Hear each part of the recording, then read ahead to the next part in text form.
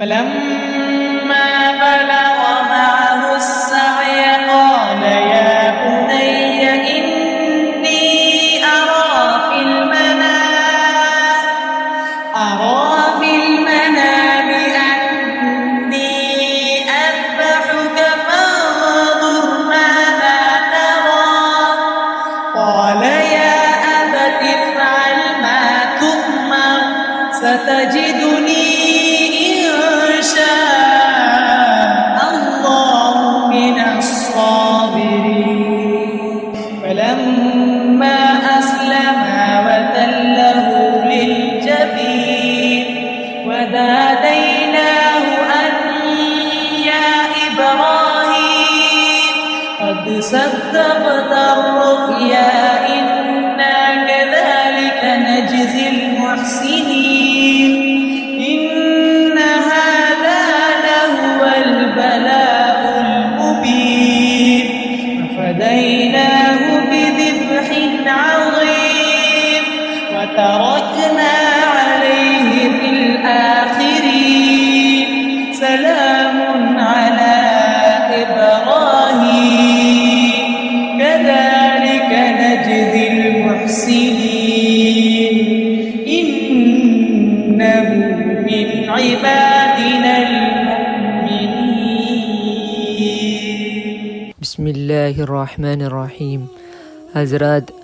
جو آیات آپ کے سامنے تلاوت کی گئی اس میں اس واقعے کا ذکر ہے جس میں حضرت ابراہیم علیہ السلام اور حضرت اسماعیل علیہ السلام نے محبت، ایمان اور صبر کی بلند ترین مثال قائم کی ہے. ان آیات میں حضرت ابراہیم علیہ السلام کی حیات طیبہ کا ایک اہم واقعہ بیان کیا گیا ہے جس میں حضرت ابراہیم علیہ السلام نے اللہ کے لیے اپنے ایک لوتے فرزند کی قربانی پیش کی. حضرت ابراہیم علیہ السلام کو بڑی دعاؤں کے بعد اور ایک عرصے بعد ایک بیٹا پیدا ہوا تھا، اور جب وہ بیٹا ایسی عمر کو پہنچا کہ ابراہیم علیہ السلام کے ساتھ چلنے پھرنے لگا تو ابراہیم علیہ السلام نے فرمایا کہ میں خواب میں دیکھتا ہوں کہ تم کو ذبح کر رہا ہوں. بعض روایت سے معلوم ہوتا ہے کہ یہ خواب حضرت ابراہیم علیہ السلام کو 3 روز تک مسلسل دکھائے گئے، اور یہ بات طے شدہ ہے کہ انبیاء علیہ السلام کا خواب وہی ہوتا ہے. اس لیے خواب کا مطلب یہ تھا کہ اللہ تعالیٰ کی طرف سے حضرت ابراہیم علیہ السلام کو حکم ہوا ہے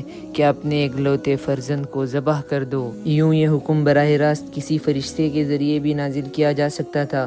لیکن خواب میں دکھانے کی حکمت بظاہر یہ تھی کہ حضرت ابراہیم علیہ السلام کی اطاعت اپنے کمال کے ساتھ ظاہر ہو. خواب کے ذریعے دیے ہوئے حکم میں انسانی نفس کے لیے تعویلات کی بڑی گنجائش تھی، لیکن حضرت ابراہیم علیہ السلام نے تعویلات کا راستہ اختیار کرنے کے بجائے اللہ تعالیٰ کے حکم کے آگے سر تسلیم خم کر دیا. اس کے علاوہ یہاں اللہ تعالیٰ کا اصل مقصد نہ حضرت اسماعیل علیہ السلام کو ذبح کرنا تھا، نہ حضرت ابراہیم علیہ السلام کو یہ حکم دینا کہ انہیں ذبح ہی کر ڈالو، بلکہ منشا یہ حکم دینا تھا کہ اپنی طرف سے انہیں ذبح کرنے کے سارے سامان کر کے ان کے ذبح کا اقدام کر گزرو. اب یہ حکم اگر زبانی دیا جاتا تو اس میں آزمائش نہ ہوتی، اس لیے انہیں خواب میں دکھلایا کہ وہ بیٹے کو ذبح کر رہے ہیں. تو حضرت ابراہیم علیہ السلام نے حضرت اسماعیل علیہ السلام سے مشورہ کیا کہ اب کیا کیا جائے. اس کے جواب میں حضرت اسماعیل علیہ السلام نے کہا، ابا جان، جس بات کا آپ کو حکم دیا گیا ہے اسے کر گزریے. اس سے حضرت اسماعیل علیہ السلام کی بے مثال فرما برداری کی شہادت تو ملتی ہی ہے، اس کے علاوہ یہ بھی معلوم ہوتا ہے کہ اس کم سنی ہی میں اللہ تعالیٰ نے انہیں کیسی ذہانت اور کیسا علم عطا فرمایا تھا.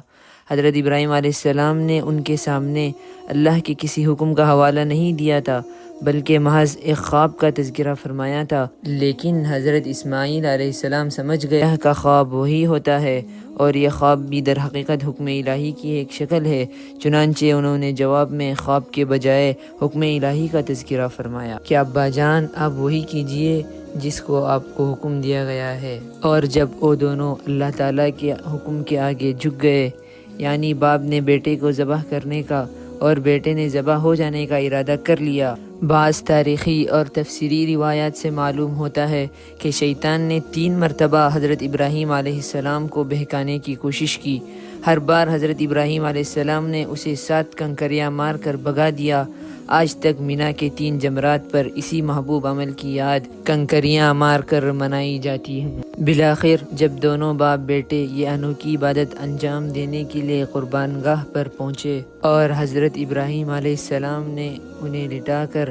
چھری چلانی شروع کی تو اللہ تعالیٰ نے انہیں آواز دی کہ اے ابراہیم، تم نے خواب کو سچا کر دکھایا، یعنی اللہ کے حکم کی تعمیل میں جو کام تمہارے کرنے کا تھا اس میں تم نے اپنی طرف سے کوئی کسر اٹھا نہ رکھی۔ خواب میں غالباً صرف یہی دکھایا گیا تھا کہ حضرت ابراہیم علیہ السلام انہیں ذبح کرنے کے لیے چھری چلا رہے ہیں، اب یہ آزمائش پوری ہو چکی، اس لیے اب انہیں چھوڑ دو۔ حضرت ابراہیم علیہ السلام نے یہ آسمانی آواز سن کر اوپر کی طرف دیکھا تو حضرت جبرائیل علیہ السلام ایک مینڈا لیے کھڑے تھے۔ حضرت ابراہیم علیہ السلام نے اللہ کے حکم سے اپنے بیٹے کے بجائے اس کو قربان کیا اور پھر اس سنت ابراہیمی کو